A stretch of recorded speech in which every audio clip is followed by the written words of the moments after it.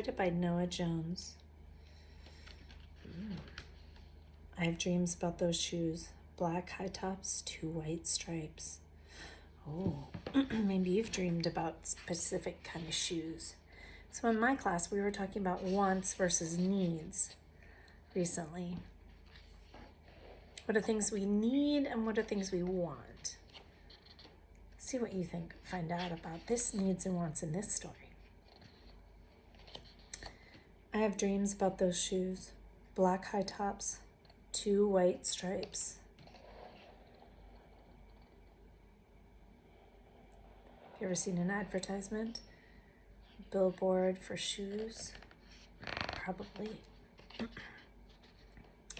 Grandma, I want them. There's no room for want around here, just need. Grandma says, and what you need are new boots for winter. Brandon T comes to school in those shoes. He says he's the fastest runner now, not me. I was always the fastest runner before those shoes came along. Do you think shoes really make you faster? Me neither. Nate comes to school in those shoes. Antonio and I count how many times Nate goes to the bathroom. 7 times in one day, just so he can walk up and down the hall real slow. Next, Alan, Jacoby, and Terrence each get a pair. How do you think he's feeling right now? Maybe you felt like that too, where you wanted something that someone else had. Yeah. Then one day, in the middle of kickball, one of my shoes comes apart. Looks like you could use a new pair, Jeremy, Mr. Alfrey, the guidance counselor, says. He brings out a box of shoes and other stuff he has for kids who need things. He helps me find the only shoes that are my size. Velcro. Like the ones my little cousin Marshall wears. They have an animal on them from a cartoon I don't think any kid ever watched. How do you think he feels about these shoes?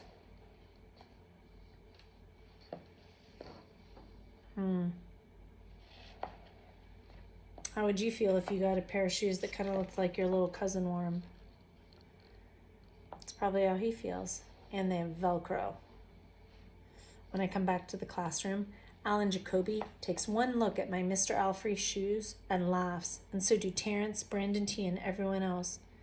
The only kid not laughing is Antonio Parker.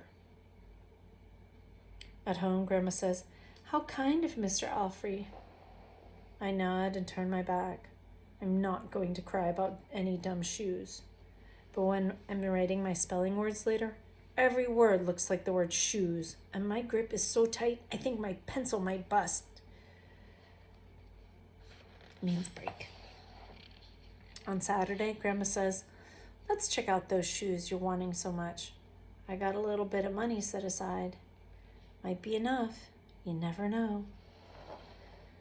At the shoe store, Grandma turns those shoes over so she can check the price. When she sees it, she sits down heavy. "Maybe they wrote it down wrong," I said. Grandma shakes her head. Shake your head. Yeah, no, I don't think so. Then I remember the thrift shops. Do you guys know what a thrift shop is? Maybe you've been to one. A thrift shop is where people donate things they've outgrown or don't need anymore, and other people can buy them. Near us, we have Goodwill, Value Village. We have a lot of different thrift shops. And the proceeds benefit a charity. I like to go because I like to find things that are pretty inexpensive. Maybe you've been. What if there's a rich kid who outgrew his or her 2 pairs for Christmas and had to give one of them away? We ride the bus to the first thrift shop. Black cowboy boots, pink slippers, sandals, high heels, every kind of shoes except the ones I want. We ride the bus to the second thrift shop. Not a pair of those shoes in sight. Around the corner is the third thrift shop. I see something in the window. What do you think he sees?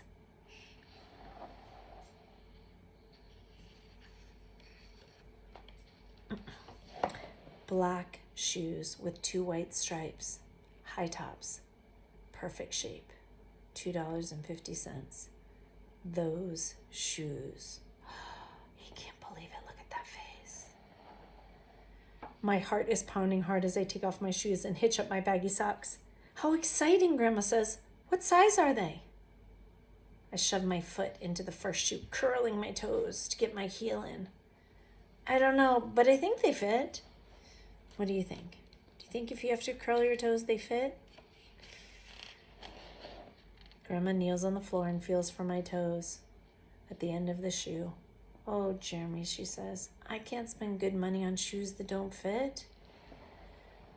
I pull the other shoe on and try to walk around. They're okay, I say, holding my breath and praying that my toes will fall off right then and there. But my toes don't fall off. I buy them anyway with my own money, and I squeeze them on and limp to the bus stop. Oh, does that character look like somebody you know, maybe? At home, a few days later, Grandma puts a new pair of snow boots in my closet and doesn't say a word about my 2 big feet shuffling around in my 2 small shoes. Sometimes shoes stretch, I say. Grandma gives me a hug. I check every day, but those shoes don't stretch. I have to wear my Mr. Alfreys to school instead. One day during math, I glance at Antonio's shoes. One of them is taped up, and his feet look smaller than mine. What do you think's gonna happen? Are you gonna make a prediction? After school, I head to the park to think. Antonio is there, the only kid who didn't laugh at my Mr. Alfrey shoes. I had to reread that sentence because I said heard, but that didn't make any sense. So what do good readers do? They go back and reread. We shoot baskets. A loose piece of tape on Antonio's shoes smacks the concrete every time he jumps. I think, I'm not going to do it. We leap off the swings. I'm not going to do it. We race from one end of the playground to the other. I'm not going to do it, I say. Do what? Antonio says, breathing hard. What do you think he's talking about? Oh, maybe it'll come true. Let's see. Grandma calls me for supper and invites Antonio over too. After supper, he spies my shoes. How come you don't wear them? Antonio asks. I shrug. Can you shrug? My hands are sweaty. I can feel him wishing those shoes were his. That night, I am awake for a long time thinking about Antonio. When morning comes, I try on my shoes one last time. Before I can change my mind, the shoes are in my coat. Snow is beginning to fall as I run across the street to Antonio's apartment. I put the shoes in front of his door, push the doorbell, and run.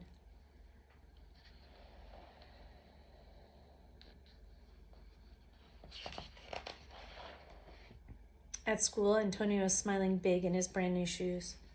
I feel happy when I look at his face, and mad when I look at my Mr. Alfrey shoes.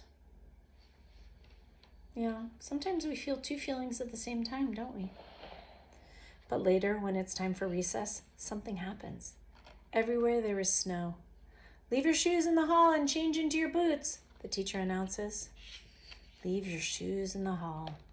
It's then I remember what I have in my backpack. New boots. New black boots that no kid has ever worn before.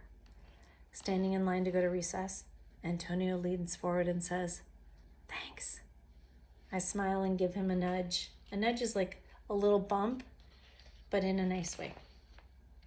Let's race. Oh, what a nice story. So, in all sorts of books, there is an author's message where the author is trying to tell you something. He wants you to get something out of the story other than, well, that's a nice story. So what do you think the author is telling us in this story?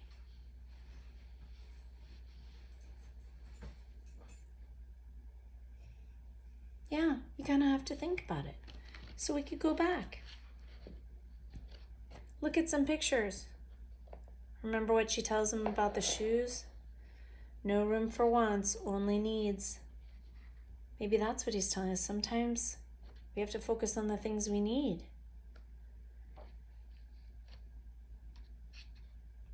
Remember the kid who doesn't laugh? Look. He wasn't laughing. Sometimes you've got to be that person that doesn't laugh so that other kids aren't embarrassed. Maybe the author's message is, try thrift stores. Maybe they have what you need and want. And then if it doesn't work out, maybe share it with a friend. Or maybe it's to be thankful for your new boots that Grandma got you, because you need them, and no kid has ever worn those boots before. But he feels pretty happy about that. I hope you enjoyed today's story, Those Shoes.